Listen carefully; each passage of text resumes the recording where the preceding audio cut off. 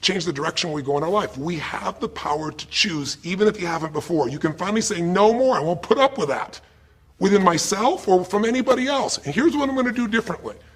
That's where the breakthroughs really start to happen.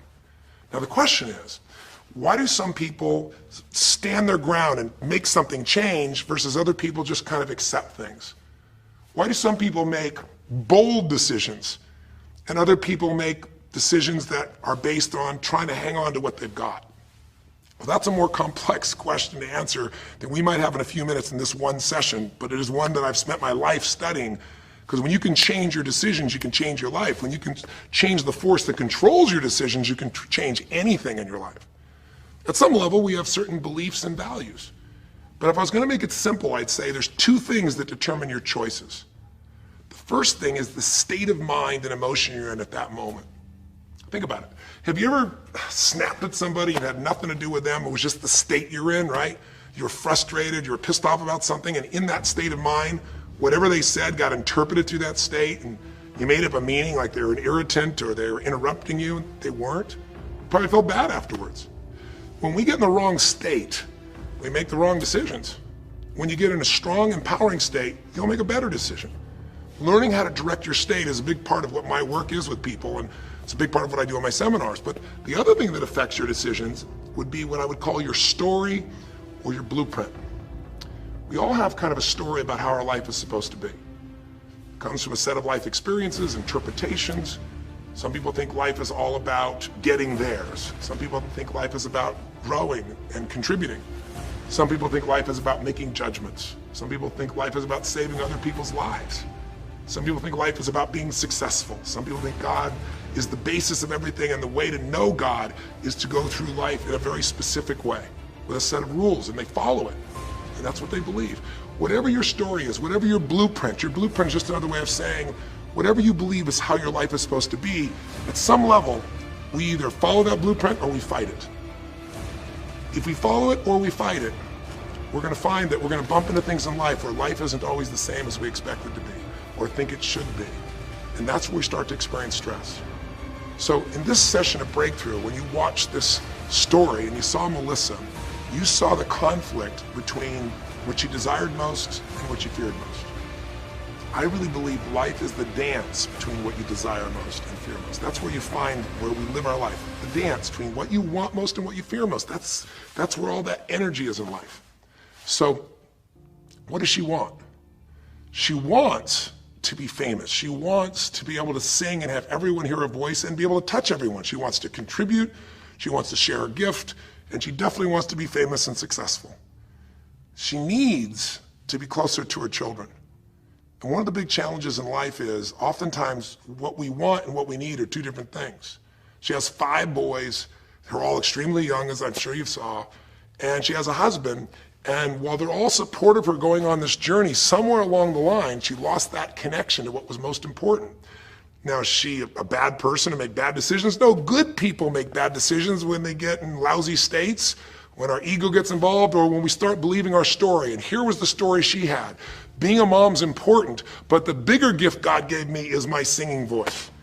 And once we get seduced into a particular story and we start to believe it, it takes a hold of our life and it controls all of our choices. And then pretty soon, bad choice on top of bad choice on top of bad choice starts to affect our life. Can you relate? How many times you've made some choices that you wish like hell you would have made a different decision back then, or that no one ever knows the stupid decisions you made? I know I can relate to that.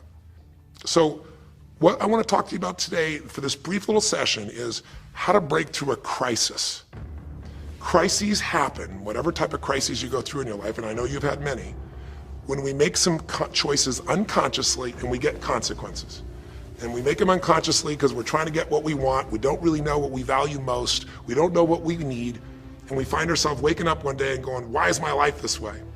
It's kind of like life is always calling to us to constantly grow and improve. You know, if you're going to look at what's going to make life work, it's really simple. What makes people happy is progress. We're happy when we're progressing. If you're overweight, but you leave today and you say, you know what, this breakthrough thing, what I got out of today for me more than anything else is, I've been stuck waiting for some magical diet, some magical exercise plan, some magical time in the future when we have more time. There is no more time. I don't need to wait for that. I'm just gonna make a decision today to get started. I don't need to go out there and go interview 20 trainers and get online. I don't need somebody to give me a perfect plan. I need just to pick up my shoes and start walking. I need to just get somebody behind me who just goes, run!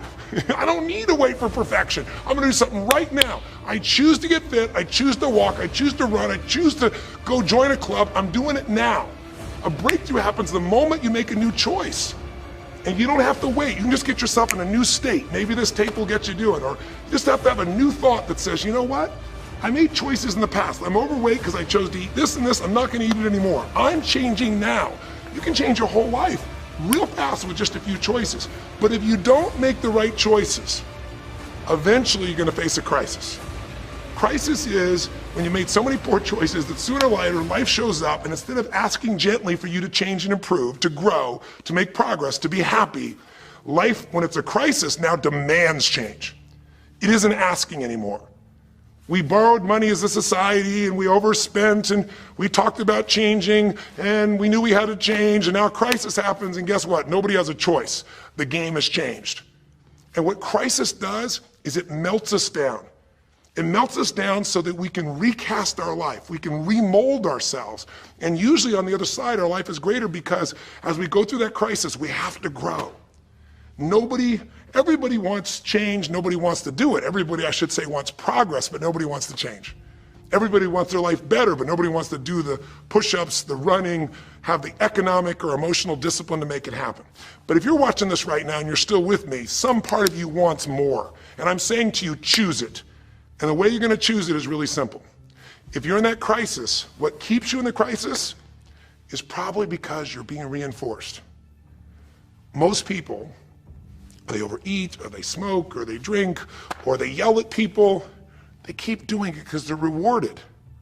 Whatever gets rewarded gets reinforced. Whatever habit or behavior is reinforced becomes a habit, and then pretty soon, do it long enough, it becomes part of your personality, and pretty soon you think it's who you are, and you just keep living that way. I mean, it's easy to see this in other people, right? It's easy to see how messed up they are and how easy they could if they just make some new choices. All you gotta do is turn on the television, some news program, some entertainment program, and you'll hear detailed descriptions about some person who is very powerful celebrity who is doing some stupid thing. Why do we see all this stuff on television? Why do we hear about every person you can imagine, from Lindsay Lohan to Britney Spears to all the way back to the old days it was Elvis or Michael Jackson or whoever it is that's in the news today in this stage of life in your country as you're watching this? It's because we want to see other people who make bad decisions so we can feel better about our own. But the reason those people don't change, Lindsay Lohan, she's got another DUI, she's putting herself at risk, she's putting other people where she could kill someone. She goes to jail, it's supposed to be 90 days. But here's the consequence, it goes to 2 weeks. And before she even gets out of the jail, she makes a deal for an interview and gets paid $1 million when she gets out for the interview. What do you think the chances of her changing when her bad behavior gets her $1 million, and I don't know if she even makes that for that much time of acting at this stage? What do you think the chances are when people around her say it's not your fault, it's not fair, they treat you unfairly? As long as we have the decision that we're not responsible, it's not our fault, we can't change anything. We have no power. So I don't know by the time you watch this if Lindsay will change, but if she did, it'll be because the enablers are gone, she's taken responsibility, and she's found something she values more than attention and money for bad behavior. Now it's easy to look at that with her, but what about you and I? Where are you and I addicted to our problems? Where are you and I reinforced? So many people, when they have a big problem, listen, if things are going well, you say, oh, it's going so great. Your friends go, well, that's great. And after a while, they go, well, easy for you. But if you got a problem, people go, hey, I understand, and they connect with you. Where do we get addicted to our problems? If you want to make a new choice, if you want to make a new decision today, if you want to have a breakthrough in some area of your life, you got to give up the story that it's not your fault, and you got to give up the attention and the love and the connection and the commiserating that comes with it with other human beings. Here's how you change. 5 simple, quick steps, and then I'm going to give you a little tool that if you want to, you can go online and really make a change with. If you're going to change your life, step 1, I don't care if something has happened to you, You know, somebody has spilled oil all over where you fish. It's horrific. It's disgusting how they've dealt with it, but it's happened and you got to deal with it.